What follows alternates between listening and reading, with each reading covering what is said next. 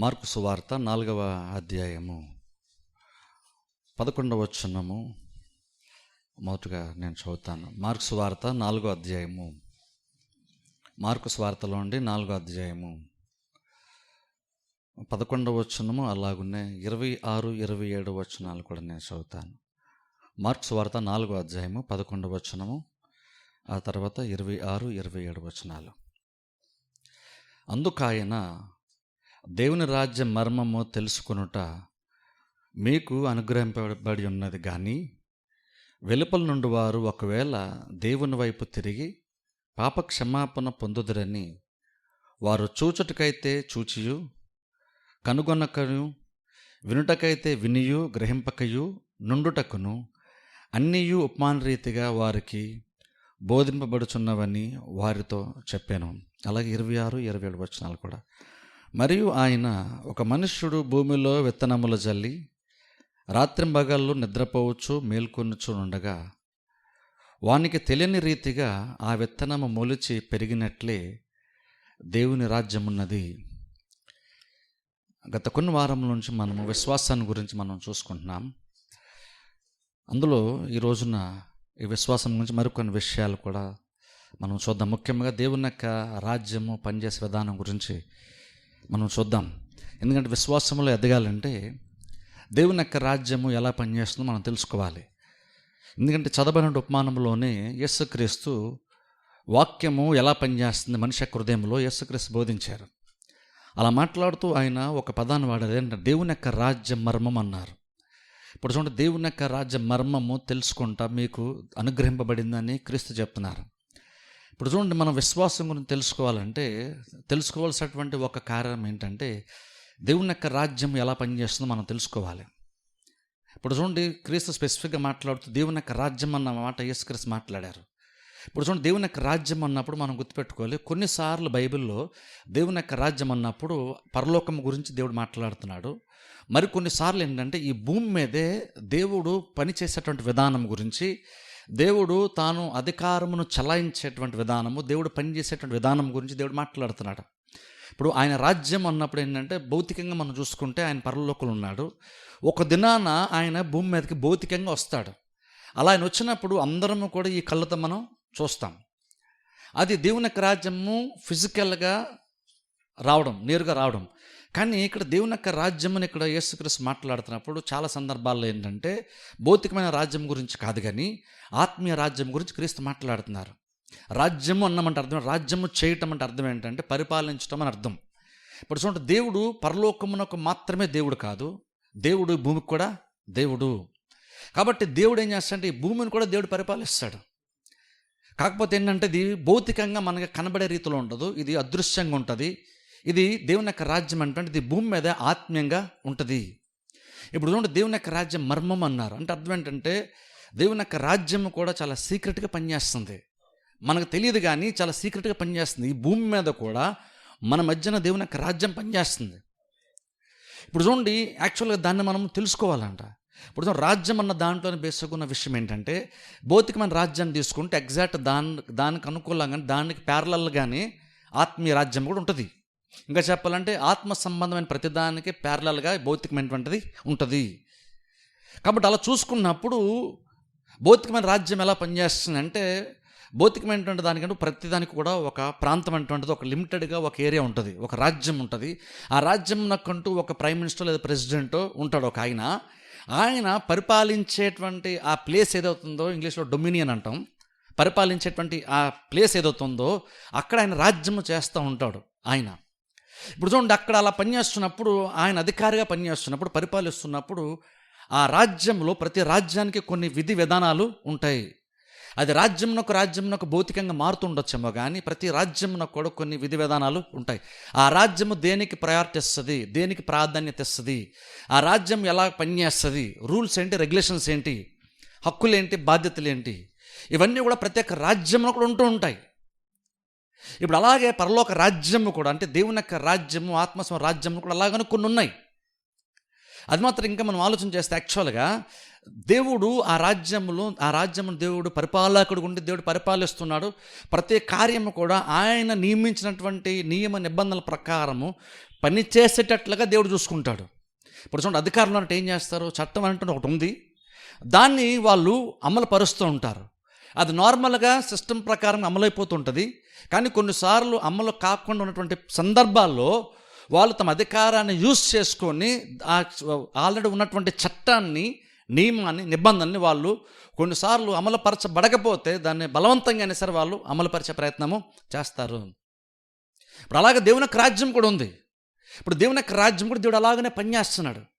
దేవునికి కూడా దేవుని యొక్క రాజ్యంలో కొన్ని రూల్స్, రెగ్యులేషన్స్ ఉన్నాయి. అన్నీ ఇక్కడ యేసుక్రీస్తు స్వయంగా చెప్తూ అంటున్నారు, దేవుని యొక్క రాజ్యము పనిచేసే విధానం అనేటువంటిది ఏదైతుందో అది అందరికీ తెలియపరచబడదు, అది కొంతమందికే, అది మీకు దేవుడు బయలుపరచడం చెప్తున్నారు. అలా మాడుతూ కింద మనం కొంచెం చదివినటువంటి వాక్య భాగంలోనే అక్కడ యేసుక్రీస్తు మాట్లాడుతూ ఏం చెప్తున్నారంటే, ఇది అందరికీ సంబంధించింది కాదు, ఇది అందరూ తెలుసుకోవడానికి కాదు, దేవుడు దీన్ని మర్మముగా చేస్తున్నాడు. అక్కడ యేసుక్రీస్తు యాక్చువల్ మాట్లాడుతూ ఉపమాన రీతిగా క్రీస్తు ఎందుకు చెప్తున్నారంటే, అక్కడున్నటువంటి ఒక విషయం ఏంటంటే, ఉపమాన రీతిగా ఎందుకంటే క్యాజువల్గా డైరెక్ట్గా బోధించేస్తే అందరికీ ఆ విషయం అర్థము కాదు, అర్థం చేసుకుని అందరూ గ్రహించలేరు. యాక్చువల్గా దేవుడు కూడా ఎలా పనిచేస్తారో తెలుసా? జాగ్రత్తగానండి. దేవుడు ఎలా పనిచేస్తారో తెలుసా? దేవుడు పనిచేసేటప్పుడు ఆయన కొన్ని విషయాలు చెప్తాడు. ఫస్ట్ దేవుడు చెప్పేటప్పుడు కొన్నిసార్లు యాక్చువల్గా పైపైనే చెప్తాడు. అలా పైపైన చెప్తున్నప్పుడు కొన్నిసార్లు వినేటువంటి వారు కనుక శ్రద్ధ వహించకపోతే నార్మల్గా ఎలా ఉంటుందంటే, ఇందులో పెద్ద విషయం ఏముందిలే అనుకుంటాం. కానీ నిజంగా లోతుగా ఆలోచించే ప్రయత్నం చేసి శ్రద్ధగా వాక్యం వినేటువంటి వారికి ఇంకా లోతుగా చాలా విషయాలు ఉన్నాయన్న విషయం అర్థమవుతుంది. ఆ విషయాలు దేవుడు అలాగ ఆసక్తిగా ఉండి తెలుసుకోవాలని ఇంట్రెస్ట్ ఉన్న వారికి మాత్రమే దేవుడు బయలుపరుస్తాడు. సో దేవుడు అంత జ్ఞానంగా పనిచేస్తాడంటే, దేవుడు విలువైనటువంటివి ఎవరు పడితే వాళ్ళ దగ్గర దేవుడు దాన్ని ఇవ్వడు. దేవుడు దాన్ని అనుగ్రహించాడు ఎవరు పడితే వాళ్ళకి. ఈవెన్ వాక్య మర్మాలు తెలుసుకుంటా కూడా అందరికీ ఉండదు. ఎవరికైతే నిజంగా ఇంట్రెస్ట్ ఉండి తెలుసుకోవాలని ఆశ ఎవరికైతే ఉంటుందో, అక్కడ క్రీస్తు స్వయంగా చెప్పారు, నేను చెప్పడం కాదు, వాళ్ళకి మాత్రమే. ఎందుకంటే కింద అక్కడ యేసుక్రీస్తు అన్నారు, కొంతమంది గ్రహించరు, ఎందుకంటే వాళ్ళు జస్ట్ వింటారు కానీ వాళ్ళు లోతుగా సరిగ్గా వినరు కాబట్టి వాళ్ళు గ్రహించలేరు.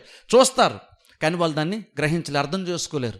అంటే అర్థం ఏంటి? దేవుని యొక్క రాజ్యం ఎలా పనిచేస్తుంటే, నువ్వు క్యాజువల్గా పైపైన మాత్రమే ప్రతిదీ అర్థం చేసుకొని ట్రై చేస్తే, ప్రతిదీ పైపైన వినాలని ట్రై చేస్తే నీకు అది అర్థము కాదు, లోతుగా ఆలోచన చేస్తే. యాక్చువల్ అందుకే క్రీస్తు యాక్చువల్గా ఈ విత్తువాను గురించి ఉపమానం చెప్పారు చూసారు, మార్క్స్ 4వ అధ్యాయంలో. ఇది కొంచెం పైకి వెళ్తే ఇంతమంది చెప్పాను కాబట్టి మళ్ళీ నేను దాన్ని ఎక్స్ప్లెయిన్ చేయట్లేదు. ఆల్రెడీ ఆయన వాక్యం విత్తేటువంటి వాడు విత్తనం విత్తుకుంటూ వెళ్ళిపోయాడు. కొన్ని త్రోవ ప్రక్కన పడిని, కొన్ని రాతి నెలలు పడిని, అలా చెప్పుకుంటూ వెళ్ళిపోయారు. ఆయన చెప్పేసారు, ముగించేశారు. అయితే ఇక్కడ చూడండి, ఇక్కడ ఇందులో ఉన్న విషయం అంటే, సీరియస్గా వాక్యం వినేటువంటి వాళ్ళకి క్యాజువల్గా వాక్యం వినే వాళ్ళకి డిఫరెన్స్ ఏంటో తెలుసా? యేసుక్రీస్తు మర్మంగా చెప్పేశారు, ఆయన స్పెసిఫిక్గా కావాలని మర్మంగా చెప్పారు. ఆ తర్వాత కొంతమంది వచ్చి ఏంటంటే, ప్రభు ఇంతకు నువ్వు ఏదో వాక్యం చెప్పావు కదా, ఉపమాన రీతిగా ఏదో చెప్పావు కదా, అంతే యాక్చువల్గా దానికి మీనింగ్ ఏంటో మాకు అర్థం కాలేదు, దాన్ని మాకు కొంచెం ఎక్స్ప్లెయిన్ చేయవా అని అడిగితే అప్పుడు ఆయన వారికి దాన్ని వివరించారు. అలా వివరించేటప్పుడు అన్నారు, ఇది అందరికీ సంబంధించిన విషయము కాదు, మీకు మాత్రమే. అని యేసుక్రీస్తు ఎందుకన్నారంటే, మీకు మాత్రం ఇంట్రెస్ట్ ఉంది, ఎంత చెప్పినప్పుడు మీకు అది అర్థం కాలేదు, అయినా సరే మీరు క్యాజువల్గా వదిలేదు. మీకు అర్థం కాకపోతే అర్థం చేసుకోవాలంటున్నారు కాబట్టి మరలా మీరు సెకండ్ టైం నా దగ్గరకు వచ్చి, మేము ఇందక్కడ విన్నాము కానీ మాకు అది అర్థం కాలేదు, అదేంటో నువ్వు మాకు ఎక్స్ప్లెయిన్ చేయి అన్నప్పుడు క్రీస్తు వివరంగా దాన్ని ఎక్స్ప్లెయిన్ చేశారు. అదేం చెప్తుందంటే, ఆయన ముందు చెప్పినప్పుడు కావాలనే కొంచెం మర్మంగా చెప్పారనమాట. అది అందరికీ అంత సులువుగా అర్థం కానటువంటి విధానంలో కావాలనే అలా ఎంచుకొని క్రీస్తు అలా చెప్పారు. ఎందుకంటే బహుశా అనుకుంటాను అక్కడ క్రీస్తు కూడా స్పెసిఫిక్గా అక్కడ ఒక రకంగా ఒకలాగా పరీక్ష చేశారేమో. అంటే నిజంగా ఎంతమందికి ఇది నిజంగా నేను ఒక విషయం జస్ట్ వాళ్ళ ముందు పెడతాను, అది యాక్చువల్గా వాళ్ళకి నేను క్లారిటీ ఇవ్వను, వాళ్ళ ముందు పెడతాను, ఎంతమంది తర్వాత వచ్చి దాని మీనింగ్ ఏంటో మాకు అర్థం కాలేదు మాకు చెప్తావా అని ఎంతమంది వచ్చి తర్వాత అడుగుతారో నేను చూస్తాను అని బహుశా క్రీస్తు ముందుగానే మనసులో అనుకున్నారేమో. అందుకనే పైపైనే బోధించేశారు. అలా బోధించిన తర్వాత నిజంగా తెలుసుకోవాలన్న వాడు మాత్రం మళ్ళీ సెకండ్ టైం వచ్చి ఇంతకు దాని మీనింగ్ ఏంటని అడుగుతారు. లేదా క్యాజువల్ చర్చికి రావాలి, ఊరినే వాక్యం వినేసి వెళ్ళిపోదాం, ఎందుకంటే సండే కదా చర్చికి వెళ్ళాలి, వాక్యం వినాలి, వెళ్ళిపోదాం అనుకున్నటువంటి వాళ్ళు అయితే ఇలా మళ్ళీ రెండోసారి వచ్చి, ప్రభు ఇంతకు నువ్వు చెప్పావు కదా దాని మీనింగ్ ఏంటని యాక్చువల్ వాళ్ళు అయితే అడగరు. ఎందుకంటే ఆ పైన ఉన్నటువంటి వారందరూ కూడా ఏంటంటే జస్ట్ ఫార్మాలిటీగా ఆయన బోధిస్తున్నాడు, మనం వినాలి, జస్ట్ వినేద్దాం, వెళ్ళిపోదాం అంతే. ఇంతకు దాని మీనింగ్ ఏంటి, దాని అప్లికేషన్ ఏంటి, అది మనం జీవితంలో ఎలా అన్వయించుకోవాలి, ఎందుకు దాని లోతున అర్థం ఏంటంటువంటిది అందరికీ అది ఇంట్రెస్ట్ ఉండదు. చాలామంది చర్చికి వెళ్ళేటప్పుడు జస్ట్ ఫార్మాలిటీ కానీ చాలామంది చర్చెస్కి వెళ్తారు. నిజం సీరియస్గా వెళ్ళి అక్కడికి వెళ్ళి చర్చిలో కూర్చొని కొన్ని విషయాలు నేర్చుకోవాలన్న ఆలోచన చాలామంది జనరల్గా అయితే ఉండదు. అంటే అర్థం ఏంటంటే దేవుని యొక్క రాజ్య సంబంధమైన విషయాలు నువ్వు తెలుసుకోగలిగేవంటే నిజంగా నువ్వు ధన్యుడు అంటాను. ఎందుకంటే అది అందరికీ సంబంధించింది కాదు. ఎందుకంటే దేవుడే కావాలంటే కొంతమందికి మరుగు చేస్తాడు. ఎందుకు మరుగు చేస్తాడంటే వాళ్ళకి యాక్చువల్ ఇంట్రెస్ట్ లేదన్న విషయం దేవునికి తెలుసు. నిజంగా ఒకవేళ వాళ్ళకి నిజంగా ఇంట్రెస్ట్ ఉంటే, ఒకవేళ ఈరోజు దేవుడు దాన్ని మరుగు చేసినా వాళ్ళకి నిజంగా ఆసక్తి కనుక ఉండుండి వాక్యము తెలుసుకోవాలని ఆశ నిజంగా వాళ్ళకి హృదయంలో కనుక ఇంట్రెస్ట్ ఉండి ఆశ కనుక వారికి ఉంటే, ఆ దాహం వాళ్ళకు ఉంటే, ఖచ్చితంగా మనం నెక్స్ట్ టైం వాళ్ళు చర్చకొచ్చినా ఖచ్చితంగా దేవుడు దాన్ని ఇంకా కొంచెం స్పష్టంగా దేవుడు దాన్ని వాళ్ళకి బయలుపరుస్తాడు. వాళ్ళు నిజంగా ఆశ ఉంటాయి. అందుకే చూడండి, వాక్యం వినేటప్పుడు కూడా చాలా చాలా జాగ్రత్తగా వాక్యం ఉంది. అందుకని చాలా ఇంపార్టెంట్ అంటాను.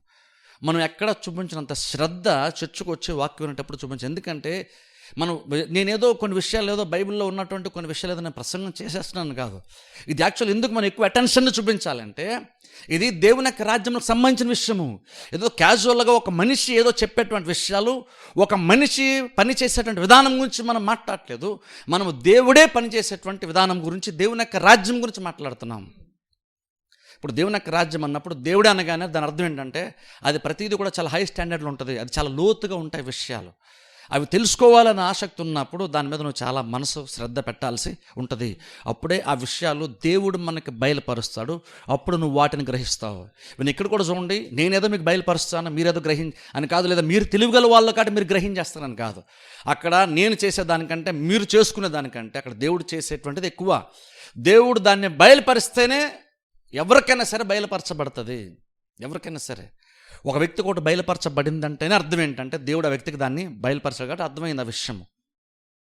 ఇప్పుడు అక్కడ అందుకని క్రీస్తు దేవుని యొక్క రాజ్యం గురించి మాట్లాడుతున్నారు. ఇప్పుడు చూడండి, దేవుని యొక్క రాజ్యం అని క్రీస్తు చెప్తున్నారు.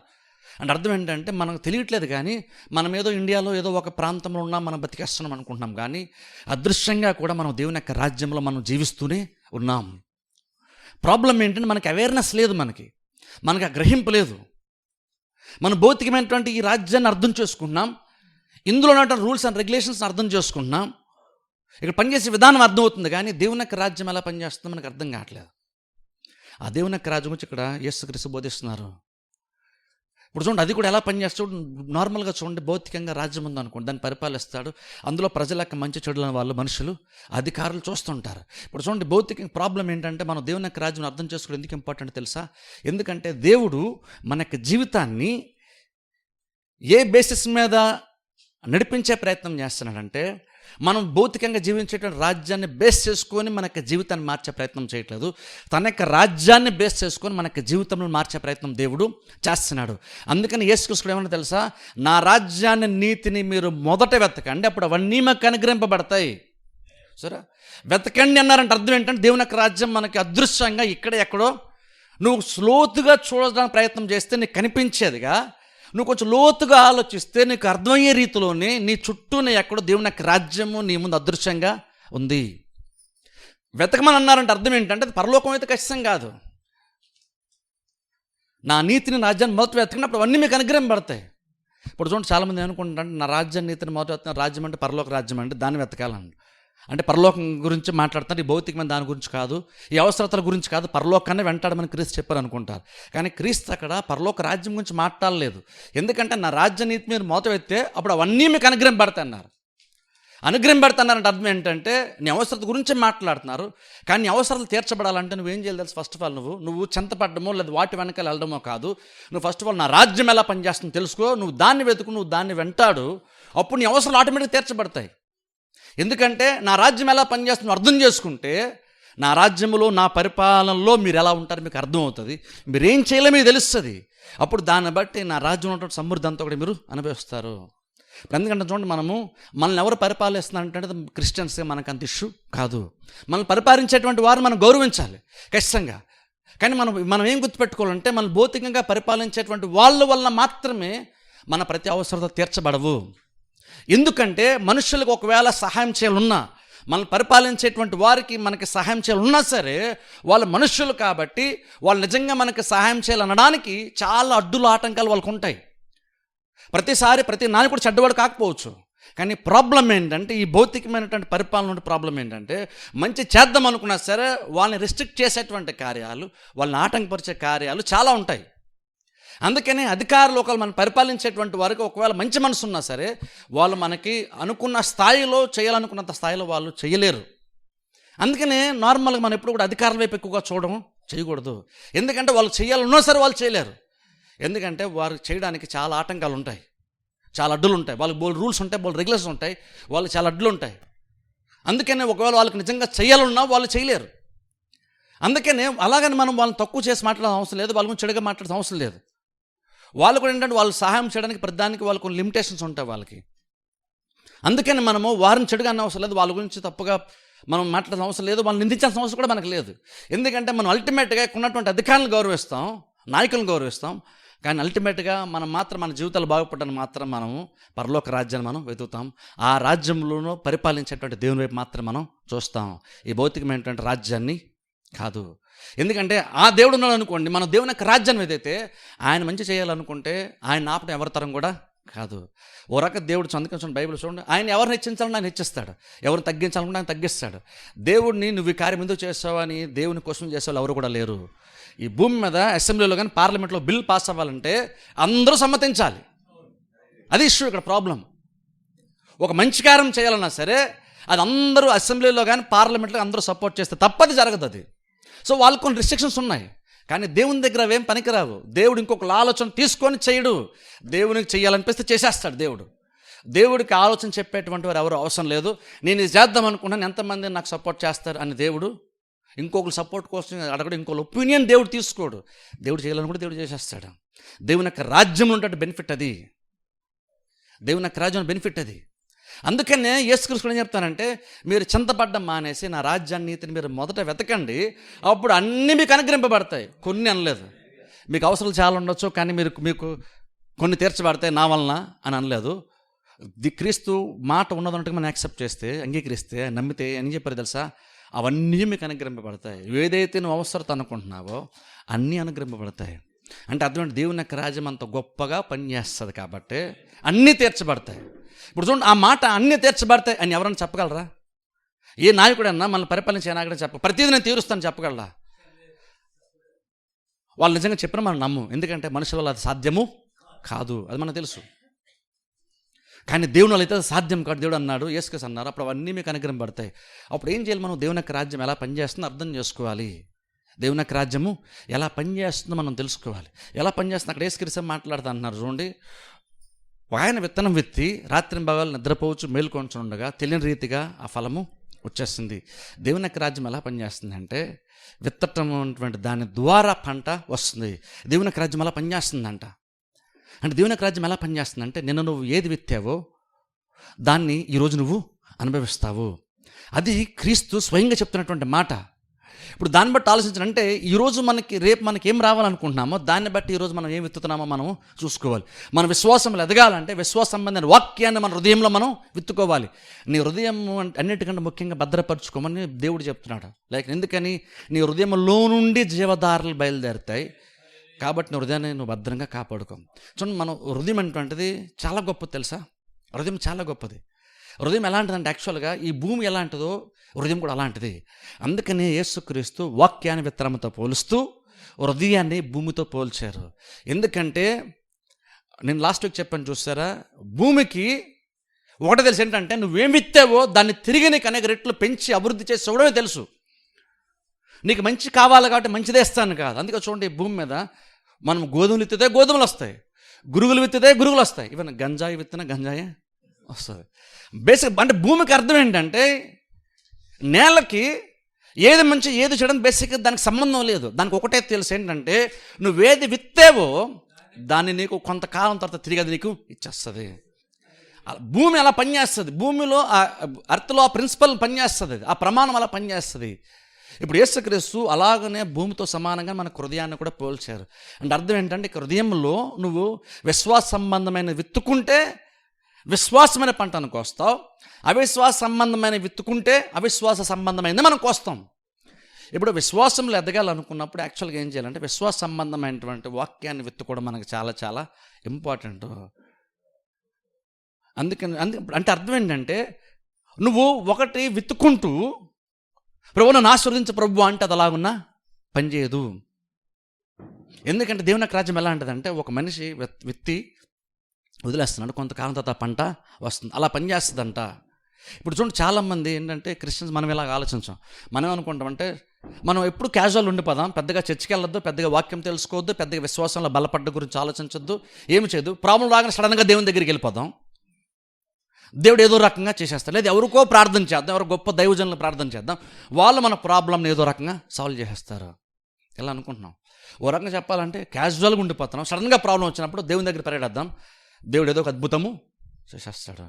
ఇప్పుడు చూడండి, దేవుడు నిజంగా అద్భుతాలు చేసేటువంటి దేవుడే, నేను కాదనట్లేదు, దేవుడు అద్భుతాలు చేస్తాడు.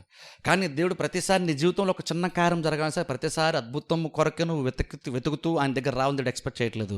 ఎందుకంటే దేవుని యొక్క రాజ్యం అనేటువంటిది ఒక విధానంలో పనిచేస్తుంది. అద్భుతాలు దేవుడు చేస్తాడు, కానీ ఒక క్రిస్టియన్ లైఫ్లో మాత్రము దేవుడు ప్రతిసారి అద్భుతాలు చేయడం గురించి ఆలోచించడు. దేవుడు ఆస్వాదించడానికి ఇష్టపడుతున్నాడు. నేను దాని లాస్ట్లో చెప్తాను. ప్రతిసారి నువ్వు దేవుడి దగ్గరికి వచ్చిన ప్రతిసారి అద్భుతమే కొరకు నువ్వు ఆశపడద్దు. అద్భుతం కంటే ఇంకా బెటర్గా దేవుడు కార్యం చేయడానికి దేవుడు ఇష్టపడుతున్నాడు. దాని గురించి మనం ఆలోచించాలి. అంటే ఎలా పనిచేస్తుంది దేవుని యొక్క రాజ్యము? నార్మల్గా ఎలా పనిచేస్తుందంటే ఒక రైతు లేదా ఒక వ్యక్తి విత్తేసి కొంతకాలము వదిలేస్తే తర్వాత ఒక టైంలో పంట వస్తుంది, అలా పనిచేస్తుంది. అంటే అర్థం ఏంటంటే, ఇప్పుడు నువ్వు దేవుని దగ్గరికి వచ్చినప్పుడు దేవుడు కూడా నువ్వు ఎలా బిహేవ్ చేయాలని ప్రయత్నం చేస్తున్నాడంటే, ఎదురు చూస్తున్నాడంటే, నువ్వు వస్తున్నప్పుడల్లా మంచి కార్యాలను విత్తుకుంటూ ఉండు, విశ్వాస సంబంధమైనటువంటి విత్తుకుంటూ ఉండు. ఓ టైం వచ్చినప్పుడు నీ విశ్వాసం తగ్గ ప్రతిఫలం నేను నీకు ఇస్తాను. ఎందుకంటే నమ్ముట నీ వల్లనే నమ్మువాని సమస్తము సాధ్యము. యేసుక్రీస్తు కార్యం చేసేటప్పుడు ప్రతి వారిని కోసం చేశాడు. నేను ఇది చేయగలనని నమ్ముచున్నావా? ఇప్పుడు దేవుడు ఏం చేస్తాడంటే, నువ్వు ఆ టైం వచ్చినప్పుడు నీకు అవసరం ఏర్పడినప్పుడు కల్లా నువ్వు విశ్వాసంతో రెడీగా ఉండాలని క్రీస్తు ముందుగానే అవకాశం ఉన్నప్పుడే నువ్వు హృదయంలో విత్తుకోవడానికి అవసరమైనటువంటి మాటలు దేవుడు ముందుగానే మనకిస్తూ ఉన్నాడు. అందుకని చర్చ రావడం అంత ఇంపార్టెంట్ అంటాను. మనం ఏంటంటే అన్నీ బాగున్నప్పుడు నార్మల్గా చర్చ రావడం మనం పెద్దగా ఇష్టపడం. ప్రాబ్లం వచ్చినప్పుడు చర్చకొచ్చే అంత ఇంట్రెస్ట్గా అన్నీ బాగున్నప్పుడు మనం రాము. కానీ దేవుని యొక్క రాజ్యం ఎలా పనిచేస్తుంది? ఇప్పుడు సడన్గా నీకు రేపు ఒక పంట కావాలి, నీకు రేపు గోధుమలు కావాలనుకున్నప్పుడు, నీకు ముందుగా టైం దొరికినప్పుడు, దేవుడు విత్తనాలు నీకు ఇస్తూ ఉన్నప్పుడు నువ్వు దాన్ని హృదయంలో విత్తుకోకుండా అలా ఉండి సడన్గా నీకు ఆకలేస్తున్నాడు మాత్రం నాకు ఆహారం కావాలంటున్నావు. అలాగన్నా దేవుని యొక్క రాజ్యం అలా పనిచేయదంట. దేవుని యొక్క రాజ్యం అలా పనిచేయదు. ఎందుకంటే దేవుడు ముందుగానే నీకు కొన్ని మంచి విత్తనాలు దేవుడు నీకు ఇస్తున్నాడు. నీకేం కావాలనుకుంటున్నావో లేదా నీకేం కావాలని దేవుడు తెలుసో అది విత్తన రూపంలో, అంటే వాక్య రూపంలో దేవుడు మనకి అది ఇస్తున్నాడు. అది ఈరోజు నేను విత్తుకో అంటున్నాడు. ఎందుకని ఈరోజు నువ్వు విత్తుకున్నప్పుడు అది 30దంతలుగా 60దంతలుగా 100దంతలుగా ఓ టైం వచ్చినప్పుడు ఫలిస్తుంది. ఆ టైం వచ్చినప్పుడు నీ చేతిలో గోధుమలు ఉండాలి అంటే, లేదా నీ చేతిలో ఆహారం ఉండాలంటే నీకు టైం దొరికినప్పుడే నువ్వు దాన్ని విత్తుకుంటూ ఉండాలి. దేవుని యొక్క రాజ్యం అలా పనిచేస్తుందంట. అందుకని చూడండి, వాక్య పరిచయం అందుకని ఇంపార్టెంట్ అంటున్నాను. వాక్య పరిచయం అంటే కేవలం ఒక గంట ఏదో వినేసి వెళ్ళిపోవడానికి ఉండేటువంటి కార్యం కాదు. ఈరోజు వినేటువంటి వాక్యము రేపని భవిష్యత్తుకు సంబంధించింది. ఇజ్రాయెల్ ప్రజలు చేసినటువంటి తప్పదే తెలుసా? ఇజ్రాయెల్ ప్రజలు చేసిన తప్పదే. బైబిల్ ఒకసారి చూడండి, హెబ్రీ పత్రికలోకి వెళ్దాం. చూడండి ఒకసారి హెబ్రీ పత్రిక 4వ అధ్యాయంలోకి వెళ్దాం. హెబ్రీ పత్రిక 4వ అధ్యాయము, హెబ్రీ పత్రిక 4వ అధ్యాయము మొదటి 2 వచనాలు నేను చదువుతాను. చూడండి, హెబ్రీ పత్రిక 4వ అధ్యాయం మొదటి 2 వచనాలు నేను చదువుతాను. హెబ్రీ 4 మొదటి 2 వచనాలు. ఆయన యొక్క విశ్రాంతిలో ప్రవేశించదమని వాగ్దానము ఇంకా నిలిచుండగా, గమనించండి, నిలిచుండగా మీలో ఎవడైనాను ఒకవేళ ఆ వాగ్దానము పొందకుండా తప్పిపోవునేమో అని భయము కలిగి ఉందము.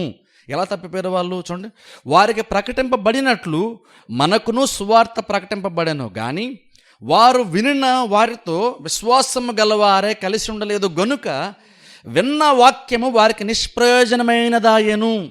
గమనించండి, ఇక్కడ దేవుని యొక్క రాజ్యం అన్నాము కాబట్టి దేవుడు ఎప్పుడు మారడు, కాబట్టి ఆయన యొక్క రాజ్య విధానాలు కూడా ఎప్పుడు మారవు. బైబిల్ ఇక్కడ పౌలు మాట్లాడుతూ ఎప్పుడో ఇజ్రాయేల్ ప్రజలు ఎప్పుడో జీవించినటువంటి ఒక కార్యాన్ని జ్ఞాపకం చేస్తూ దేవుడు ఆ రోజున మోషే ద్వారా ఇజ్రాయెల్ ప్రజలకి సువార్త ఎలా ప్రకటించాడు. ఇప్పుడు చూడండి, సువార్త అంటే యేసుక్రీస్తు గురించిన సువార్త అంటే బేసిక్ ఏంటంటే వాక్యం అని అర్థం. ఎలాగైతే ఆ రోజున మోషే వాళ్ళకి ప్రకటించాడో ఈ రోజుల్లో మనకు కూడా ఎగ్జాక్ట్ అలాగనే ప్రకటింపబడుతుంది. ఇప్పుడు మోషే లేడు, ఇప్పుడు మీ ముందు నిలబడి వాక్యం చెప్పడం మోషే లేడు, వేరే ఆయన ఉన్నాడు. కానీ ఇంకను వాక్య పరిచయం అనేటువంటిది దేవుడే జరిగిస్తాడు కాబట్టి అక్కడ మోషేనా వేరే వ్యక్తి అని దిశోడు కాదు. వాళ్ళకి ఎలా ప్రకటింపబడిందో ఈరోజు అలా ప్రకటింపబడుతుంది. అంటే అర్థం ఏంటి? బోధించే ప్రతి వాళ్ళు కూడా మోషేని కాపీ చేస్తున్నారా? ఖచ్చితంగా కాదు. యాక్చువల్గా ప్రధాన బోధకుడు ఎవరంటే మనుషులు మారుతారేమో కానీ ప్రధాన బోధుడైనటువంటి దేవుడు మాత్రము మారడు. అందుకనే ఇజ్రాయేల్ ప్రజలకి ఎలాగైతే వాక్య పరిచయం ఆ రోజున జరిగిందో, పౌలు చెప్తున్నాడు తన టైంలో కూడా మనకి కూడా వాక్యం అలాగనే ప్రకటింపబడింది. అది ఎలా సాధ్యమండి? అప్పుడిప్పటికే కాలం మారిపోతుంది, పరిస్థితులు మారిపోతున్నాయి, బోధకులు మారిపోతున్నారు. అప్పుడు ఎలా వాక్యం ఒకేలాగా ఎలా ఉంటుంది అంటే ఒకేలాగా ఉంటుంది. ఎందుకంటే ఇక్కడ యాక్చువల్గా పౌలు చెప్తున్నప్పుడు ఏంటంటే భౌతికమైన బోధకుని మాట్లాడదు, ఆత్మ సంబంధమైన బోధకుని గురించి, ప్రధాన యాజకుని గురించి మాట్లాడుతున్నాడు. కాబట్టి అప్పుడు ఎలా వాళ్ళకి బోధింపబడిందో ఇప్పుడు మనకు అలాగే బోధింపబడుతుంది, మార్పే లేదు. ఎందుకంటే బోధించేది దేవుడు కాబట్టి. ఇంతకు మోషే ఏం ప్రకటించాడు వాళ్ళకి? బేసిక్ మనం చూస్తే మోషే ఏం ప్రకటించాడు వాళ్ళకి ఆ రోజున?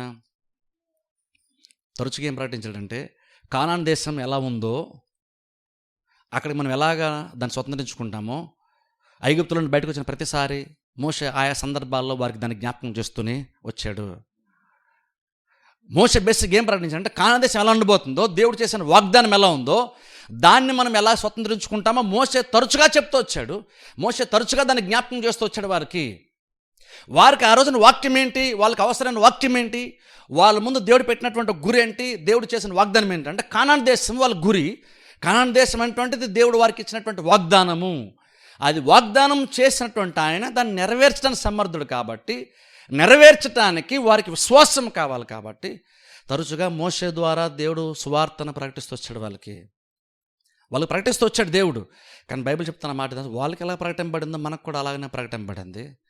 అయితే ప్రాబ్లం ఏంటంటే వారు ఆ వాక్యాన్ని విన్నప్పుడు ఆ వాక్యంతో వారి విశ్వాసాన్ని కలపలేదు. అంటే బేసిక్గా వాళ్ళు ఆ వాక్యాన్ని వాళ్ళు నమ్మలేదు. ఇంతకీ వాక్యం వినేటువంటి వాడు దాన్ని నమ్మిడి లేదా మనకి ఎలా తెలుస్తుంది? ఒకసారి ఆలోచించండి. వాక్యం వింటున్నటువంటి వాళ్ళు దాన్ని నిజంగా నమ్మేరా ఎలా తెలుస్తుంది మనకి? అంటే నేను గత 2 మాటలు చెప్పాను చూసారా, నీ నోటి మాటను బట్టి నువ్వు వాక్యాన్ని నమ్మేవి లేదో తెలిసిపోద్ది.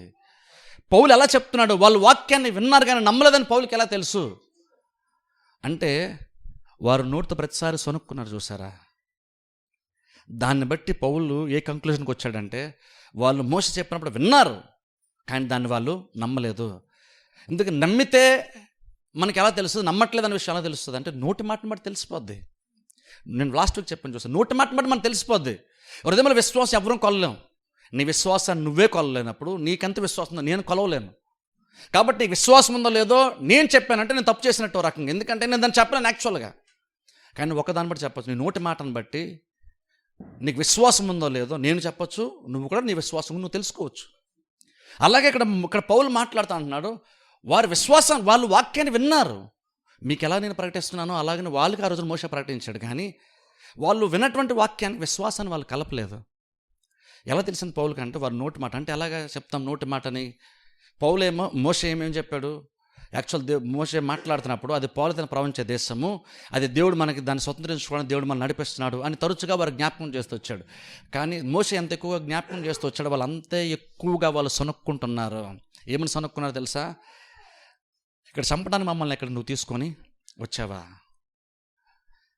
అది ఇప్పుడు చూడండి, ఆ మాట ఏదైతే వాళ్ళు నోరు తెరిచి మాట్లాడారో ఆ మాట మోషే చేసినటువంటి అంతకుముందు చేసిన ప్రసంగానికి అనుకూలంగా లేనటువంటి ఒక మాట, ఆ లైన్కి విరుద్ధంగా ఉన్నటువంటి ఒక మాటను వాళ్ళు మాట్లాడారు.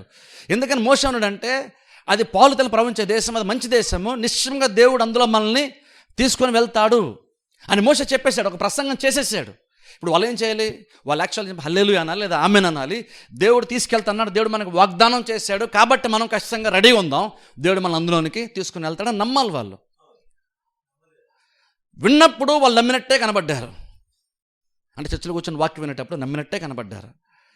కానీ బయటికి వెళ్ళాక రియల్ సిచ్యువేషన్స్ వచ్చిన తర్వాత, ప్రాబ్లమ్స్ వచ్చినప్పుడు వెంటనే వాళ్ళు ఏమో తెలుసా, మోషే మమ్మల్ని చంపడానికి ఎక్కడికి తీసుకుని వచ్చావా?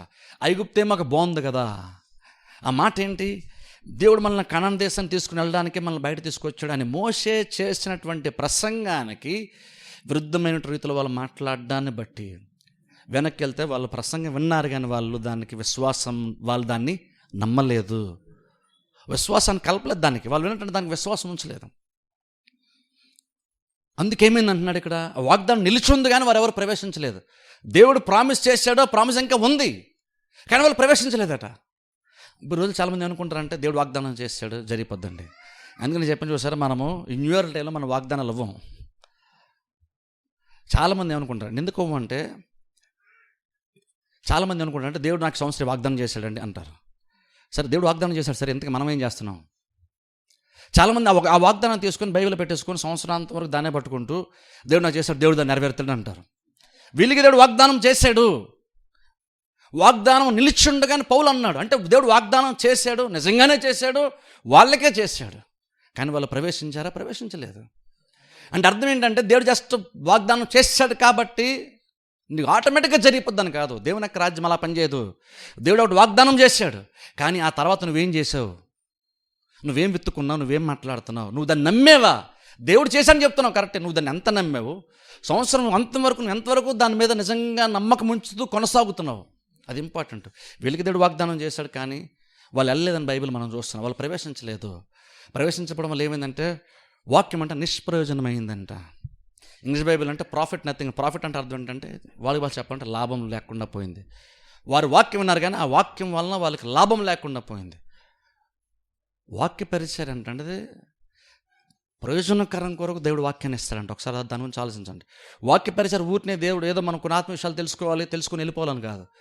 వాక్య పరిచయం అంటే నీకు ప్రయోజనకరంగా మారడానికి దేవుడు ఇస్తాడంట. ఓ రకంగా నీకు ఏదో చేయాలనుకున్నప్పుడు నీకు లాభం తేడం దేవుడు వాక్య పరిచయం ఇస్తాడు. కానీ ఎంతమందికి వాక్య పరిచయం అంటే నాకు మేలు చేయటం కొరకు నాకు ప్రయోజనకరంగా మారడం కోసం వాక్య పరిచయం దేవుడు నాకు ఇచ్చాడని చాలామందికి అర్థం కాదు. చాలామంది అలా అనుకోరు. వాక్య పరిచయం అంటే నాకు మేలు చేయడానికి, నాకు లాభం తీసుకుని రావడానికి, నాకు ప్రయోజనకరంగా మార్చడానికి దేవుడు నాకు వాక్యాన్ని ఇస్తున్నాడు. చాలామంది అలా నమ్మరు. ఏదో పాటలు పాడాలి, పాడేసాం, వాక్యం వినాలి, వినేస్తున్నాం, ఎంత త్వరగా అయిపోతాం, త్వరగా ఇంటికి వెళ్ళిపోదాం. చాలామంది క్రిస్టియన్స్ యాటిట్యూడ్ అలాగే ఉంటుంది ఈ రోజుల్లో. ఏదో వాక్య పరిచయం ఎప్పుడైపోద్ది అవగానే గబగబ ఇంటికి వెళ్ళిపోదాం అనుకుంటాం. కానీ వాక్య పరిచయం అంటే నీ మేలు కోసం, నీ లాభం కోసం దేవుడు ఇస్తాను ఎవరు గ్రహించట్లేదు. వాక్యం ఉంది. ఒక విశ్వాసకి దేవుడు ఏదన్నా ప్రయోజనకరమైన కార్యం చేద్దాం అంటున్నాడు, దేవుడు వాక్యాన్ని ఇస్తాడట. ప్రసంగాన్ని అలా చూస్తే ఎంత శ్రద్ధ చూపిస్తాం తెలుసా మనం? ప్రసంగం కనుక ఇది నాకు మేలు చేయడం కొరకు నాకు దేవుడు ఇస్తున్నాడని గ్రహించగలిగితే అప్పుడు ఆ ప్రసంగం మీద చాలా శ్రద్ధ పెడతాం మనం. వాళ్ళు చాలా క్యాజువల్గా తీసుకున్నారు. అందుకని అన్నాడు దేవుడు వారితో మాట్లాడాడు. అది యాక్చువల్గా ప్రయోజనకరంగా ఉండాలి, వాళ్ళకి అది లాభాన్ని తీసుకుని రావాలి, వాళ్ళకి అది ప్రయోజనాన్ని చేకూర్చాలి. కానీ ప్రయోజనం చేకూర్చుట కొరకు ఇవ్వబడినటువంటి వాక్యము నిష్ప్రయోజనముగా మారిపోయింది. ఎందుకంటే దేవుడు ఇచ్చినటువంటి ఆ వాక్యమైనటువంటి విత్తనానికి వారి విశ్వాసాన్ని కలుపుకోలేదు. అందుకని వాళ్ళు ప్రవేశించలేదు. అందుకని నిష్ప్రయోజనంగా మారిపోయింది. ఇప్పుడు ఆలోచించండి, వాళ్ళకి ఎలా ప్రకటింపబడింది, మనకి ఎలా ప్రకటింపబడింది? కానీ ఇందులో మనం ఆలోచించుకోవాల్సిన విషయం ఏంటంటే వాళ్ళు ప్రకటింపబడిన తర్వాత వాళ్ళ విశ్వాసాన్ని కలపలేదు కాబట్టి నిష్ప్రయోజనమైంది. కొన్ని సందర్భాల్లో మనం కూడా చర్చకు వస్తాం, వాక్యం అంటాం, కానీ విన్నటువంటి మాటలు మనం నమ్మాలి అనే విషయాన్ని మనం అర్థం చేసుకోము. క్యాజువల్గా తీసుకుంటాం. ఏదో వినాలి కాబట్టి వినేసాము, నా బాధ్యత తీరిపోయింది ఈ సండేకి అనుకుంటున్నాం. కానీ అది మన హృదయాన్ని భద్రపరచుకోవాలి, దాన్ని నమ్మాలి. అది నమ్మితే నాకు అది ప్రయోజనకరంగా మారుతుంది. చూడండి, ఇక్కడ ఆత్మీయంగా దేవుని యొక్క రాజ్యంలో మనం చర్చకోవచ్చు వాక్యం వినేటప్పుడు ఎన్ని ఆత్మ సంబంధంగా ఎన్ని ప్రమాణాలు పనిచేస్తున్నాయో ఒకసారి ఆలోచించండి. ఇదేదో క్యాజువల్ పైపైన ఏదో నేను చెప్తుంటే మీరు వినడం, లేదా మీరు వినడానికి వచ్చారు కాబట్టి నేను చెప్పడం కాదు. ఇక్కడ ఇది దేవుడు ఒక పర్పస్ మీద మనకు వాక్యాన్ని ఇస్తున్నాడట, ప్రయోజనకరంగా ఉండడం కోసం. కానీ వాళ్ళకి నిష్ప్రయోజనంగా మారిపోయింది. మోషే లాంటి వ్యక్తి ప్రకటిస్తే నిష్ప్రయోజనంగా మారిపోయింది. ఆఫ్టర్ ఆల్ మాలాటలంతా మోషే ప్రకటిస్తే నిష్ప్రయోజనంగా మారిపోయింది వాళ్ళకి, మోషే చెప్తుంటే. ఎందుకంటే వాళ్ళు వాక్యాన్ని విన్నారు, కానీ వాక్యాన్ని వాళ్ళు నమ్మలేదు, కానీ నిష్ప్రయోజనంగా మారిపోయింది. ఇప్పుడు పౌలు అంటున్నాడు, కాబట్టి మీరు జాగ్రత్తగా ఉండండి. ఎందుకంటే మీరనంతే దేవుడు మీకు వాగ్దానం చేసినప్పుడు విశ్వాసంతో కలుపుకోకపోతే, మీరు విన్నటువంటి దాన్ని కనుక మీరు నమ్మకపోతే, మీరు చర్చలో కూర్చొని గంట విన్నటువంటి వాక్యం కూడా నిష్ప్రయోజనంగా మారిపోద్ది. తెలుసా? వాగ్దానం ఇంకా ఉంటుంది, కానీ అది మీ జీవితంలో నెరవేరదు కాబట్టి నిష్ప్రయోజనమే. ఇప్పుడు దాన్ని బట్టి ఆలోచించండి. అంటే వాక్యం వినేటప్పుడు మనం ఎంత శ్రద్ధను చూపించాలో ఒకసారి ఆలోచించండి, ఎంత మనసు పెట్టాలి దీని మీద. ఎందుకంటే ఇక్కడ దేవుని యొక్క రాజ్యం గురించి మనం మాట్లాడుతున్నాం. ఎందుకంటే ఈరోజు నువ్వు వాక్యం విత్తబడుతున్నప్పుడు ఒక రకంగా చెప్పాలంటే నేను మీ హృదయాలు వాక్యం విత్తుతున్నాను, కానీ ఇంకొక రకంగా చెప్పాలంటే మీ హృదయాలకి అవసరమైన మాటలు దేవుడు మీకు ఇస్తున్నాడు. మీరు మాటల్ని మీ హృదయాల్లో మీరు విత్తుకోవాలి. అందుకే చూడండి, మార్క్స్ వార్త 4వ అధ్యాయం చూడండి. ఒకసారి అక్కడికి వెళ్దాం. ఒకసారి మార్క్స్ వార్త 4వ అధ్యాయం. మనం పైన చేస్తే అక్కడ విత్తువాడు వాక్యం విత్తుచున్నాడు మనం చూస్తున్నాం. కానీ 26వ వచనంకి వచ్చేసరికి చూడండి, మార్క్స్ వార్త 4వ అధ్యాయం 26వ వచనం. మరియు ఆయన, ఒక మనుష్యుడు భూమిలో విత్తనములు జల్లి రాత్రింబగలు నిద్రపోవచ్చు మేల్కొనొచ్చు నుండగా వానికి తెలియని రీతిగా ఆ విత్తనం మొలిచి పెరిగినట్లే దేవుని యొక్క రాజ్యం ఉన్నది. దేవుని యొక్క రాజ్యం ఎలా పనిచేస్తుందంటే తెలియకుండానే నువ్వేదైతే విత్తావో నీకు తెలియకుండానే అది వచ్చేస్తుంది. తెలియకుండా వచ్చేస్తుంది. కాకపోతే ఏం వస్తుంది గ్యారంటీ ఎలా చెప్పగలను, నువ్వేమి విత్తావు దాన్ని బట్టి వస్తుంది. ఇప్పుడు చూడండి, ఇక్కడ చాలా సందర్భాల్లో క్రిస్టియన్స్గా మనం ఎక్కడ ఫెయిల్ అవుతాం తెలుసా? మనమేమో ఒకటి విత్తుతాం, ఇంకోటి ఎక్స్పెక్ట్ చేస్తున్నాం. అంటే నెగిటివ్గా ఎక్కువ మాట్లాడతాం. ఏంటోనంటే దేవుడు చేస్తలేదు, అర్థం కావట్లేదు, జరుగుతున్న నమ్మకం నాకు లేదు, వాక్యం వల్ల యూజ్ అనిపించట్లేదు, ప్రార్థన చేయడం వల్ల యూజ్ ఏం లేదు అనిపిస్తుంది నాకు, ఎందుకంటే ప్రాబ్లమ్స్ అన్నా కొంత ఎక్కువ అవుతున్నాయి కానీ తగ్గట్లేదు. ఇవన్నీ ఏంటంటే నెగిటివ్గా నువ్వు మాట్లాడుతున్నావు, వాక్యానికి విరుద్ధంగా నువ్వు మాట్లాడుతున్నావు. నువ్వు మాట్లాడుతున్నప్పుడు విశ్వాసంగా మనం ఏం గ్రహించట్లేదంటే, నువ్వు మాట్లాడుతున్నప్పుడు నీ మాటల ద్వారా నువ్వు వాక్యాన్ని హృదయంలో వెతుకుంటున్నావు, అది ఖచ్చితంగా ఒకరోజు వచ్చేస్తుంది. ఇజ్రాయేల్ పట్ల చూడండి, మేము లాస్ట్ వీక్ చెప్పని చూసారా, మేము చావడానికి వచ్చాము ఇక్కడికి, ఐగుప్తే బాగుంది వెనక్కి వెళ్ళిపోదామా అనుకున్నారు. యెహోషువ కాలేలు మాత్రం పాపం యెహోషువ బట్టలు చింపుకొని లేదు దేవుడు మన యందు ఆనందిస్తే మనం స్వతంత్రించుకుంటాం అన్నారు. వీళ్ళేమో మనం చావడానికి వచ్చామా వెనక్కి పోదాం అనుకున్నారు. యెహోషువ కాలేబేమో లేదు దేవుడు మన యందు ఆనందిస్తే మనం స్వతంత్రించుకుంటాం కదా అన్నారు. యెహోషువ కాలేబ్ ఏం చెప్పారు, ఎగ్జాక్ట్ వాళ్ళ లైఫ్లో అదే జరిగింది. అమ్మిన లక్షల మంది ఏదైతే వాళ్ళు చెప్తూ వచ్చారో ఎగ్జాక్ట్ వాళ్ళ లైఫ్లో ఎగ్జాక్ట్ అదే జరిగింది. దేవుడు వాళ్ళ లక్షల మందికి దేవుడుగా ఉండి అరణ్యయాత్రలో పగల మేఘస్తంభముగా అగ్నిస్తంభం గుండా నడిపించినప్పుడు కొంతమంది ఎందుకు ప్రవేశించలేదు, కొంతమంది ఎందుకు ప్రవేశించారు? డిఫరెన్స్ ఏంటో తెలుసా? వాళ్ళు దాన్నే విత్తారు, దాని పంటనే వాళ్ళు కోసారు. నువ్వు ఒకటి విత్తుతున్నప్పుడు ఎక్స్పెక్ట్ చేయి ఖచ్చితంగా దాన్ని, అంతేగాని ఒకటి విత్తి వేరే దాన్ని నువ్వు ఎక్స్పెక్ట్ చేయొద్దు. నువ్వు వేరు ఏది విత్తో ఖచ్చితంగా దాన్నే కోస్తావు. కానీ కొన్నిసార్లు మనం ఇదేంటంటే ఎలా జరిపిన ఆశ్చర్యపోతుంటాం. కానీ చూడండి, మీరు ఆలోచన, రైతు అని ఆశ్చర్యపోతాడా? వాక్యం కనుక నువ్వు విత్తనంలాగా కనుక నువ్వు తీసుకుంటే, నీ నోటి మాట విత్తనంలాగా నువ్వు తీసుకుంటే, నీకు ఏదన్నా రేపు నెగిటివ్గా ఏదైనా వచ్చినప్పుడు నువ్వు ఆశ్చర్యపోవాల్సిన పని యాక్చువల్గా లేదు. ఎందుకంటే రైతు విత్తనం విత్తిన తర్వాత, సపోజ్ మామిడికాయ విత్తనం విత్తాడు అనుకుందాం, విత్తిన తర్వాత నేను మామిడికాయ వస్తాను అనుకుంటున్నానండి అంటాడా? అనుకుంటున్నానండి అంటాడా? లేదు మామిడికాయ వస్తే బాగుండండి అంటాడా? అండు. ఎందుకంటే నా విత్తనం మీద అంత నమ్మకం ఏంటంటే, నేను ఏది విత్తానో ఖచ్చితంగా అదే నాకు ఓ టైంలో వస్తుంది. అందుకని ఒక్కసారి అది విత్తిన తర్వాత అదే వస్తుందేమో ఎదురు చూస్తాను అండు, అదే వస్తుందని నాకు తెలుసు. ఎందుకంటే విత్తనంలో ఉన్నటువంటి విషయం ఏంటంటే, భూమిలో ఉన్న విషయం ఏంటంటే, భూమి ఏదైతే విత్తనం అది తీసుకుందో దాన్ని తిరిగి అది ఇస్తుంది. అలాగే నీ హృదయం కూడా అంతే, నువ్వు ఏదైతే విత్తావో ఖచ్చితంగా అదే నీకు ఇస్తుంది. అప్పుడు యాక్చువల్ అర్థం ఏంటప్పుడు, నేను ఇలా ఆశపడతా అంటే కుదరదు. నువ్వు ఆశపడినప్పుడు, నువ్వు ఆశపడింది నీకు భూమి ఇవ్వదు, నువ్వు ఆశపడింది నీ హృదయం నీకు ఇవ్వదు, నువ్వు విత్తింది నీ హృదయం నీకు అది ఇస్తుంది. భూమి ఎప్పుడు కూడా వెయిట్ చేస్తుంది. ఎలా తెలుసా? నువ్వు ఏదైనా ఇస్తే దాని మీద అది పనిచేసి దాన్ని బట్టి ఏం చేయాలో నీకు అది చేసి నీకు అది ఇస్తుంది. విత్తనం ఎప్పుడైనా గుర్తుపెట్టుకోండి, విత్తగానే దాని పని స్టార్ట్ చేస్తుంది. మన కళ్ళకు కనబడదు, కానీ భూమి ఎలాంటిదో చెప్తున్నాను చూడండి. భూమి మన హృదయం రెండు ఒకటే. అది విత్తబడగానే వెంటనే దాని పని స్టార్ట్ చేస్తుంది. నీకు కనబడపోవచ్చు. నువ్వు విత్తనం భూమిలో విత్తు, ఒక గంట ఆగి తీయు, నీకు విత్తనం అలాగ ఉంది కదా నువ్వు అనుకుంటున్నావు. కానీ తెలియని విషయం ఏంటి తెలుసా? నీ కళ్ళకి కనిపించకుండా లోతుగా అదృశ్యంగా నువ్వు భూమిలో విత్తనాన్ని విత్తగానే అది పనిచేయడం స్టార్ట్ చేస్తుంది.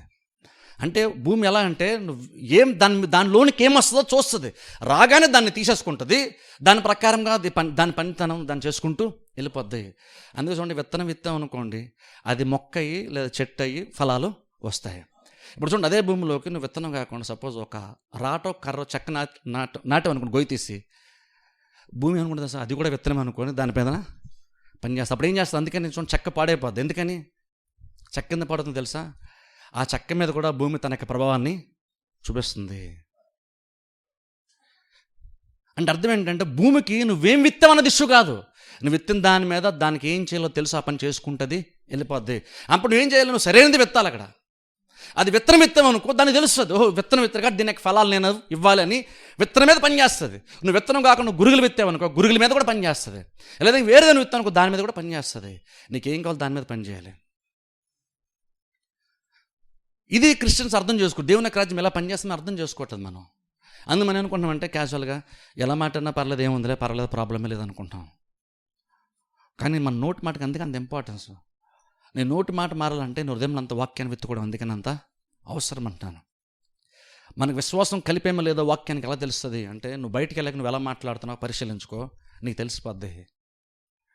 ఇది కంటిన్యూవల్ ప్రాసెస్లో దేవుడు పనిచేసేటువంటి దేవుని యొక్క రాజ్య విధానం ఇది.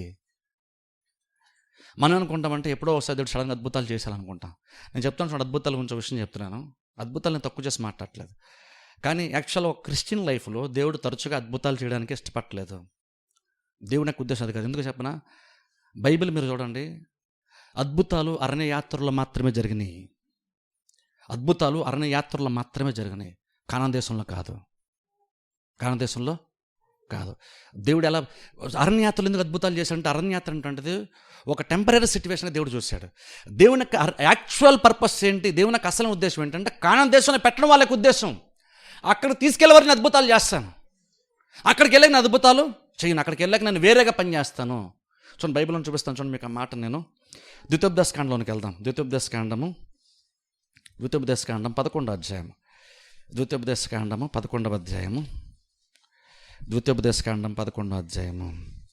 ద్వితోపదేశకాండం 11వ అధ్యాయము 10 నుంచి 12 వరకు చదువుతాను. ఆ తర్వాత మనం యెహోషువ గ్రంథంలోకి వెళ్దాం. ద్వితోపదేశకాండం 11వ అధ్యాయం 10 నుంచి 12. ద్వితోపదేశకాండం 11వ అధ్యాయము 10 నుంచి చదువుతున్నాను. మీరు స్వాధీనపరచుకొనబోవు దేశము మీరు బయలుదేరి వచ్చిన ఐగుప్తు దేశము వంటిది కాదు. అక్కడ నీవు విత్తనములు విత్తి కూర తోటకు నీరు కట్టినట్లు నీ కాళ్ళతో నీ చేలకు నీరు కట్టితివి. మీరు నది దాటి స్వాధీనపరుచుకుంటకు వెళ్ళుచున్న దేశము కొండలు లోయలు గల దేశము. అది ఆకాశ వర్ష జలము త్రాగును. అది నీ దేవుడైన యెహోవా లక్ష్యపెట్టు దేశము.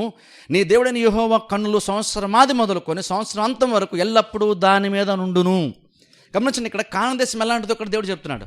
నువ్వు చూడండి దేవుడు ఎంత ప్రిపేర్ చేస్తున్నాడు చూడండి వాళ్ళని. దేవుడు అంటున్నాడు, నువ్వు త్వరలో అడుగుపెట్టబోయే దేశము నువ్వు వచ్చినటువంటి దేశం లాంటిది కాదు. అది చాలా బెటర్గా ఉంటుంది ఆ దేశము. ఐగుప్తులు ఏం చేస్తావు, నీకంటూ కొంత భూమి ఫరో ఇచ్చాడు, నువ్వు దాన్ని పండించుకొని తినాలి. అక్కడ నీళ్ళు సమృద్ధిగా లేవు కాబట్టి నువ్వేం చేయాలి, నీకున్నటువంటి ల్యాండ్ అంతా కూడా ఆ నీరు తగలాలంటే కొంచెం నీరు వస్తుంది. ఆ నీరు నువ్వు కాలుతో తోసుకుంటూ భూమి అంతా నువ్వు తడపాలి. నీకున్నటువంటి ఎంతైతే నీకు ల్యాండ్ ఉందో ఆ ల్యాండ్ మొత్తం నీరు కొంచెం ఉంటుంది కాబట్టి సమృద్ధిగా వెళ్ళదు. కాబట్టి భూమిని తడవాలంటే నువ్వు కాలుతో తోసుకుంటూ ఉంటే భూమి ఎంతో కొంత పైపని తడుస్తుంది. అది అలాగ ఉంటుంది. కానీ ఆ తర్వాత నేను కానాన్ దేశంలో పెడతాను చూస్తాను, వాగ్దాన దేశము. అది అలాంటిది కాదు. అది నేను వర్షాన్ని కుమ్మరింపజేస్తాను, సమృద్ధిగా నీకు నీరు ఉంటుంది, సమృద్ధి నీకు పంట వస్తుంది. అంతకన్నా గొప్ప బ్లెస్సింగ్ ఏంటంటే నాకు అందరిష్టి దాని మీద ఉంటుంది సంవత్సరం అంతా కూడా. అది బ్లెస్సింగ్. అది ఇప్పుడు చూడండి, ఇది దేవుని యొక్క ఉద్దేశం. యాక్చువల్గా దేవుడు అక్కడ కూడా నేను అద్భుతాలు చేస్తాను, ప్రతిరోజు మీకు మన్నా ఇస్తాను, ప్రతిరోజు మీకు మాంసం ఇస్తాను, అది అద్భుతంగా ఉంటుందని దేవుడు చెప్పట్లేదు. అక్కడ ఓ రకం దేవుడు ఏం చెప్తానంటే, అక్కడికి వెళ్ళిన తర్వాత నీకు ఆహారం కావాలంటే నువ్వు ఆకాశపు కనులు ఎత్తవు, నువ్వు భూమిలో పంటను నువ్వు విత్తనాలు విత్తుతావు, ఆ పంటను నువ్వు కోస్తావు. అయితే ఇదెలా బ్లెస్సింగ్ అవుతుందండి? ఫ్రీగా వచ్చే మన్నా బాగుంది, ఫ్రీగా వచ్చేటువంటి మాంసం బాగుంది కదా అనుకుంటున్నాం మనం. కానీ దేవుడు ఫ్రీగా వచ్చేది ఆశీర్వాదం అంటలేదు. దేవుడు ఏది ఆశీర్వాదం అన్నాడు తెలుసా? దేవుడు అంటున్నాడు దీనికంటే అదే బెటరు. దేవుడు చెప్తున్నాడు అన్నమాట. కాకపోతే మనుషులు మనకి ఏంటంటే ఫ్రీగా దేవుడు ఇచ్చేస్తున్నాడు కదా, తీసేసుకుందాం, కష్టపడాల్సిన పని ఏమి లేదు, వెళ్ళడం ఏరుకోవడం తెచ్చుకోవడం తినడమే కదా అనుకుంటున్నాం. అది గొప్ప ఆశీర్వాదం అనుకుంటున్నాం. కానీ ఎందుకో కానీ దేవుడు దాన్ని ఆశీర్వాదం అంటలేదు. ఆశీర్వాదంలోని నడిపించడానికి టెంపరీగా నేను చేస్తున్నటువంటి కార్యాలే అద్భుతాలు. అందుకని నేను ప్రతిరోజు నీకు మన్నా ఇస్తాను, ప్రతిరోజు నీకు మాంసం ఇస్తాను, నీళ్ళు కాంటే బండ్లో రప్పిస్తాను. కానీ అక్కడికి వెళ్ళాక అలాగనా కాదు. అక్కడికి వెళ్ళాక నువ్వు కష్టపడతావు, నువ్వు విత్తుతావు, నువ్వు పంటను కోస్తావు, నువ్వు తింటావు. అదని ప్రభు అది కష్టపడతావు, అదే బ్లెస్సింగ్ అవుతుంది నాకు, అదే ఆశీర్వాదం అంటే అదే స్థిరమంటే. ఎందుకు తెలుసా? అక్కడ నా కందృష్టి సంవత్సరం అంతవరకు ఉంటుంది. అది ఆశీర్వాదం, అది వాగ్దాన దేశము, అది ఆశీర్వాదం అన్నాడు దేవుడు. అరణ్యయాత్ర ఆశీర్వాదం అనలేదు దేవుడు. అరణ్యయాత్ర వాళ్ళు చాలా ఈజీగా ఉంది, కానీ యాక్చువల్గా దేవుడు దాన్ని ఆశీర్వాదాన్ని పిలవట్లేదు, దాన్ని వాగ్దానం అంటలేదు దేవుడు. వాగ్దాన దేశం అంటలేదు. ఏది వాగ్దాన దేశం అంటే కానాన్ దేశం వాగ్దాన దేశము. అంటే అక్కడ కూర్చొని తినడమేనా పని మనకి అంటే కూర్చొని తినడం కాదు అది. అక్కడ కూడా నీకేం కావాలి నువ్వు దాన్ని విత్తుకుంటావు. చూడండి, అది కూడా చూపిస్తాను చూడండి. ఒకసారి యెహోషువ గ్రంథంలోనికి వెళ్దాం. ఒకసారి యెహోషువ గ్రంథం, దాని తర్వాత గ్రంథం పక్కనే ఉంటుంది. యెహోషువ గ్రంథము 5వ అధ్యాయము. యెహోషువ గ్రంథము 5వ అధ్యాయము. యెహోషువ గ్రంథం 5వ అధ్యాయము 11వ వచనం నుంచి చదువుతాను చూడండి. యెహోషువ గ్రంథం 5వ అధ్యాయం 11వ వచనం. పస్కా పోయిన మరునాడు వారు ఈ దేశపు పంటను తినిరి, అంటే వాగ్దాన దేశ పంటను తిని, ఆ దినం మందే వారు పొంగకయు వేచబడి ఉన్నను భక్ష్యములను తినిరి. గమనించిన 12వ వచనం. మరునాడు వారు ఈ దేశపు పంటను తినచుండగా మన్నా మానిపోయాను. అటు తర్వాత ఇజ్రాయేలులకు మన్నా దొరకకపోయాను. ఆ సంవత్సరమున వారు కానాను దేశపు పంటను తినిరి.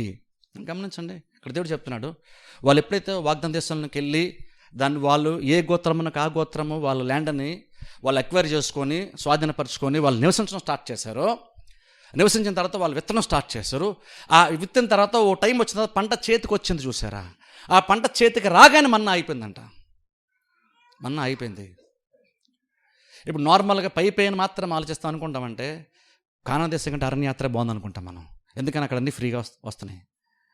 కానీ దేవుడు దాన్ని వాగ్దానం అంటలేదు, అది బెస్ట్ అంటలేదు మీ లైఫ్కి, ఇది బెస్ట్ అంటున్నాడు.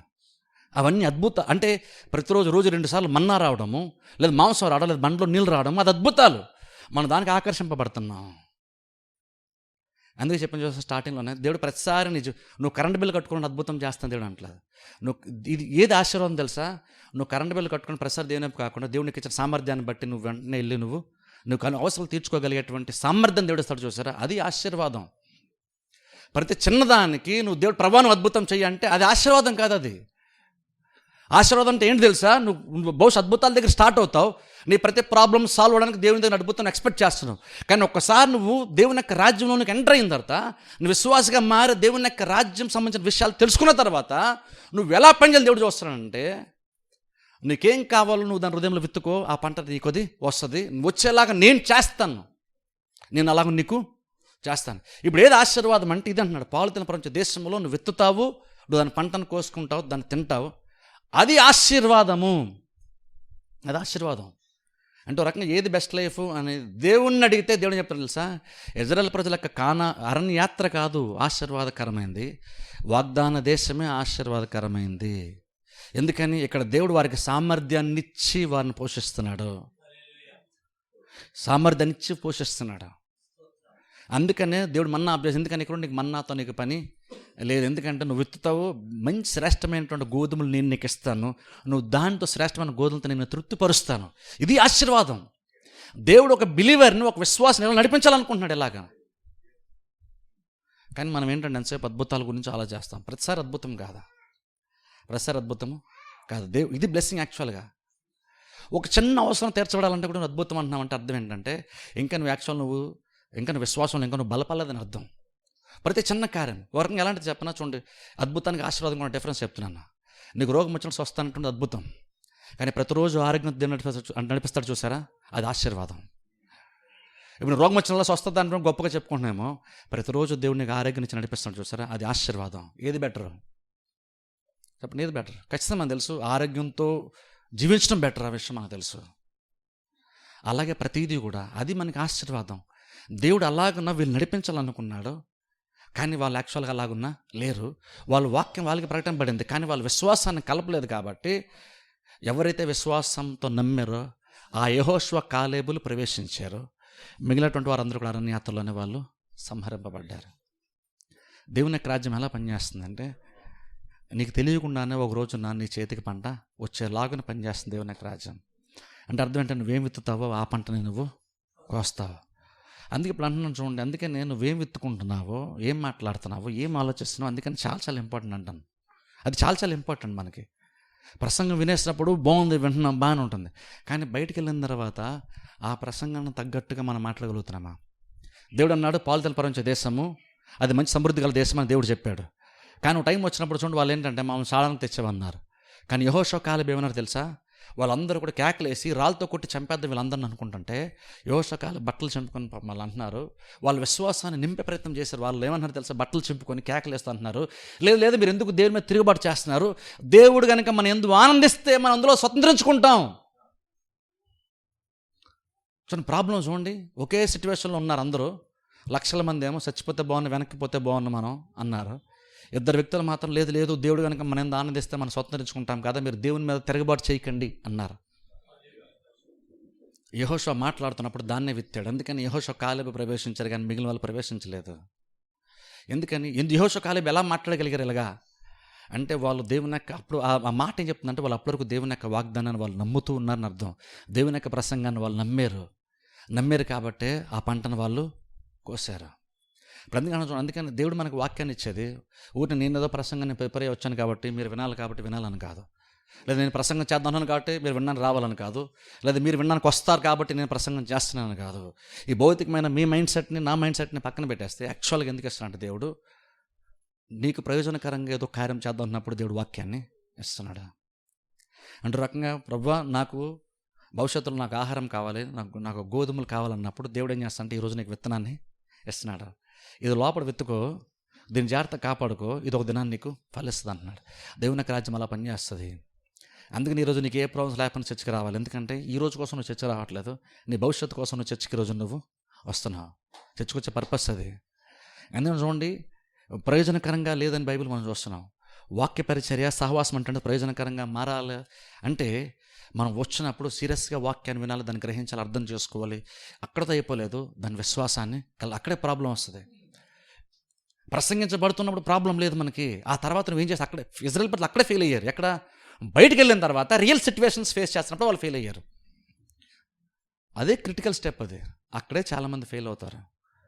ఒకసారి ప్రసంగం జాగ్రత్తగా వినేస్తాం మనం, కానీ బయటికి వెళ్ళిన తర్వాతే సమస్యలు ఎదుర్కొనేటప్పుడు, ప్రాబ్లమ్స్ ఎదుర్కొనేటప్పుడు ఇంక నువ్వు ఏదైతే హృదయంలో దేవుడు విత్తాడో దాని ప్రకారంగా మనం మాట్లాడుతున్నామా?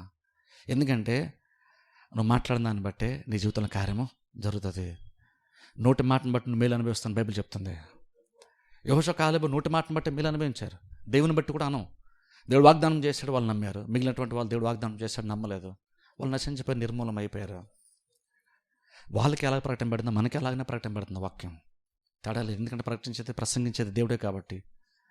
దేవుడు ప్రసంగం చేసేటప్పుడు దేవుడు ఏమనుకుంటున్నాడంటే, నేను నా బిడ్డలకి కొన్ని ప్రయోజనకరం కొన్ని కార్యాలు నేను చేద్దాం అనుకుంటున్నాను, దానికి వారికి విశ్వాసం అవసరము కాబట్టి విశ్వాస సంబంధ వాక్యాన్ని నేను ఈరోజు వాళ్ళకి ఇస్తాను. ఎందుకంటే ఆ టైం వచ్చినప్పుడు వాళ్ళు దాన్ని మిస్ అవ్వకూడదు అని దేవుడు ఈరోజు నీకు విత్తనం ఇస్తున్నాడు. కానీ మనం దాన్ని అలా తీసుకోవట్లేదు. ఊరిన ప్రసంగం వినాలి కాబట్టి అని వింటున్నాం. అది విత్తనాలు తీసుకుంటే దాని హృదయంలో భద్రపరుచుకుంటాం, దాని ప్రకారంగా ప్రవర్తించే ప్రయత్నం చేస్తాం. ఒక దినం నీకు తెలియకుండానే ఆ పంటను నువ్వు కోసేస్తావు. చూడండి, ఒక తరము యెహోషువ కాలం ముందు తరం అలా నశించిపోతున్నారు, వాళ్ళందరూ నిర్మూలమైపోతున్నారు. కానీ యెహోషువ కాలం మాత్రం ఇంకా నిలిచి ఉన్నారు. వాళ్ళు నెక్స్ట్ జనరేషన్లో కూడా ఇంకా వాళ్ళు బ్రతికే ఉన్నారు. నీకు అసలు అది ఎలా సాధ్యం ఒకసారి ఆలోచించండి. ఒక తరం అందరూ నశించిపోతున్నప్పటికీ అదే తరంలో 2 వ్యక్తులు మాత్రం ఇంకా బతికే ఉన్నారు, ఇంకా పూర్ణ బలముతో ఉన్నారు, ఇంకా పూర్ణ ఆరోగ్యంతో ఉన్నారు. ఇప్పటికీ మాకు అదే బలం ఉంది, ఇప్పటికి మేము వెళ్తాం, ఫైట్ చేస్తాం, ఆ ప్రాంతాన్ని దేవుడు మాకు ఇచ్చిందని సొంతరించుకుంటాం అన్నారు యెహోషువ కాలేబులు. ఇంకా మాకు అదే బలం ఉందన్నారు వాళ్ళు. ఎలా సాధ్యం అది? ఎలా సాధ్యం అంటే వాక్యము అలాగ వారికి సామర్థ్యాన్ని ఇచ్చింది. అందుకని ఆ పంట వాళ్ళు తినకుండా వాళ్ళు నశించిపోలేదు. వాళ్ళు విత్తారు, ఆ పంటను దేవుడు వారికి ఇచ్చాడు, ఆ పంటను వాళ్ళు అనుభవించే చనిపోయారు.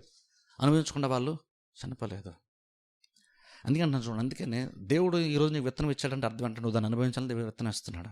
ఈరోజు విశ్వాసం గురించి ఎందుకు మనం వింటున్నాం, ఎందుకు వాక్యం మనం వింటున్నాం అంటే భవిష్యత్తులో నీకు ఏదో అవసరం వస్తుంది, దానికి అవసరమైన విశ్వాసము నీకు అవసరం వచ్చినప్పుడు నువ్వు దేవుని దగ్గరికి వెళ్ళినప్పుడు, నేను ఇది చేయగలను నమ్ముతున్నావా అని దేవుడు అడిగినప్పుడు, అవును ప్రభువా, ఇంతకుముందు నేను విశ్వాసం గురించి వాక్యం విన్నాను, ఆ వాక్యం నా భద్రపరుచుకున్నాను, ఇప్పుడు నేను విశ్వాసం నేను రెడీగా ఉన్నాను, నమ్ముచున్నాను, నా జీవితంలో జరిగించు అనగలిగే స్థితిలో ఉంచాలని దేవుడు నేను సిద్ధపరుస్తున్నాడు.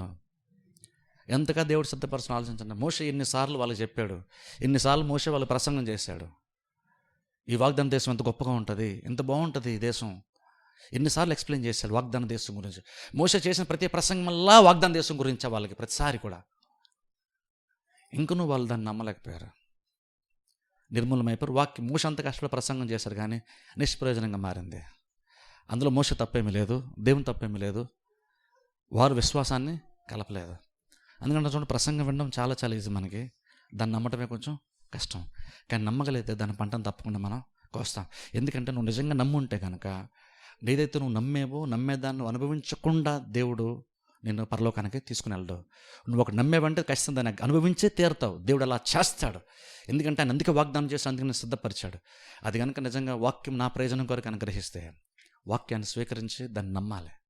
అందుకని చూడండి, మనం నిజంగా ఏది లాభం ఆలోచించుకోవాలి. ప్రయోజనం అంటే సింపుల్, ప్రయోజనకరం అంటే మనం దాన్ని వేరేగా అనుకుంటాను అంటాను, లాభం అంటాను అలా. ఎందుకంటే అలా అంటే మనకు అర్థమవుతుంది. ఎందుకంటే మన ప్రతి పని లాభ నష్టాలతోనే చేస్తాం. మనం చర్చి గురించి వెళ్తే లాభమా నష్టమా? నేను చెప్తున్నాను చూడండి, మీకు ఎన్ని పనులు ఉన్నా సరే చర్చికి రావడంలోనే మీకు ఎప్పుడు లాభం ఉంటుంది. ఎందుకంటే ఇక్కడికి వచ్చినప్పుడు వాక్యం అంటా, ఆ వాక్యం ప్రయోజనకరం అంటే లాభకరంగా ఉంటుంది. ఎప్పుడైనా అలాగ ఆలోచించారు, మీరు చర్చికి వస్తే నాకు లాభం ఉంటుంది? మనం ఎప్పుడు బహుశా అలాగ ఆలోచించి ఉంటాము. ఈ వారం వద్దులే వచ్చే వారం వెళ్దామని అనుకుంటున్నాం. ఎందుకంటే బయట లాభం, చర్చికి వెళ్తే ఈ వారం నేను చర్చికి వెళ్తే నేను చాలా లాస్ అయిపోతాను అనుకున్నాను. నువ్వు చర్చికి వెళ్తే లాస్ ఏది ఏముండదు, చర్చికి వస్తే నువ్వు ప్రయోజనకరంగా దేవుడు నీకు అది ఇస్తాడు. లాభకరమైంది నీకు దొరుకుతుంది ఇక్కడ.